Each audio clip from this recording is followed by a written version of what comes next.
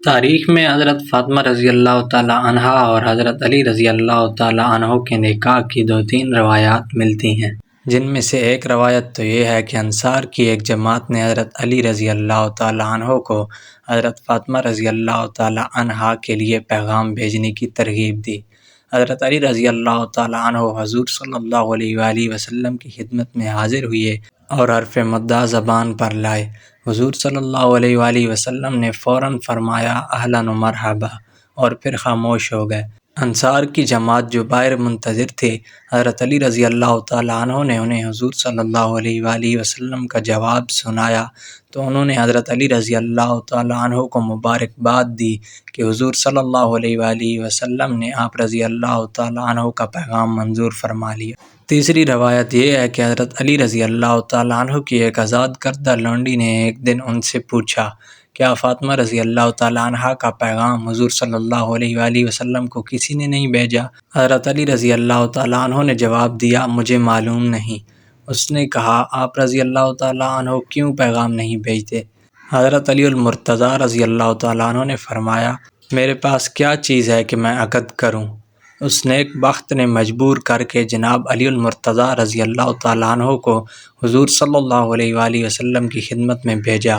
کچھ حضور صلی اللہ علیہ وآلہ وسلم کی جلالت اور کچھ فطری حیا کہ زبان سے کچھ نہ کہہ سکے اور سر جھکا کر خاموش بیٹھے رہے۔ حضور صلی اللہ علیہ وآلہ وسلم نے خود ہی توجہ فرمائی اور پوچھا، علی، آج خلاف معمول بالکل ہی چپ ہو، کیا فاطمہ سے نکاح کی درخواست لے کر آئے ہو؟ قربان جاؤں ان پر، وہ تو دلوں کے حال بھی جانتے ہیں۔ حیدر کرار رضی اللہ تعالیٰ عنہ نے عرض کی، بے شک یا رسول اللہ۔ حضور صلی اللہ علیہ وآلہ وسلم نے فرمایا، تمہارے پاس مہر ادا کرنے کے لیے بھی کچھ ہے؟ حضرت علی رضی اللہ تعالیٰ عنہ نے نفی میں جواب دیا۔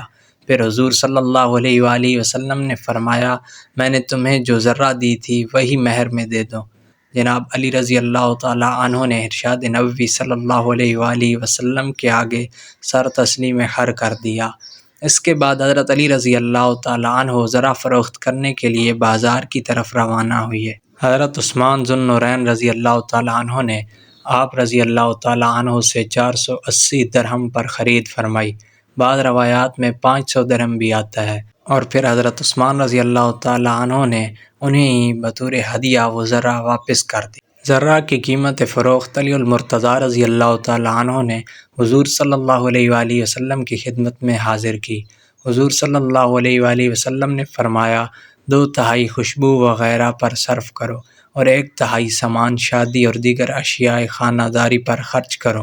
پھر حضور صلی اللہ علیہ وآلہ وسلم نے حضرت انس رضی اللہ تعالیٰ عنہ کو حکم دیا کہ جاؤ، ابو بکر رضی اللہ تعالیٰ عنہ، عمر رضی اللہ تعالیٰ عنہ، عبد الرحمن بن عوف رضی اللہ تعالیٰ عنہ اور دیگر مہاجرین و انصار کو بلا لاؤ۔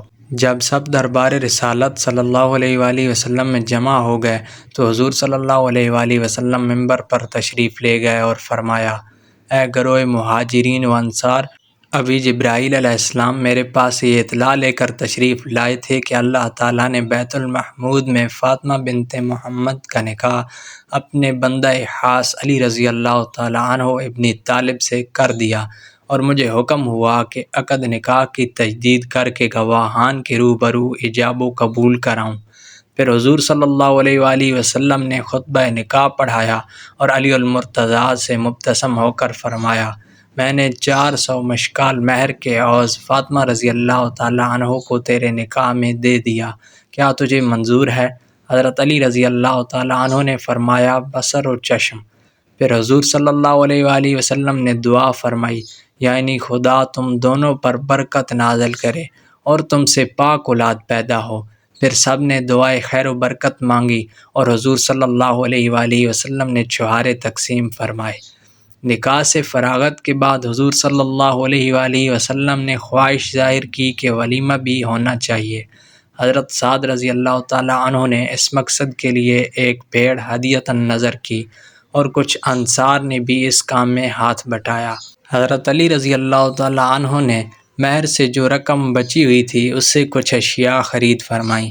دسترخوان پر کھجور، پنیر، نان، جو اور گوشت تھا۔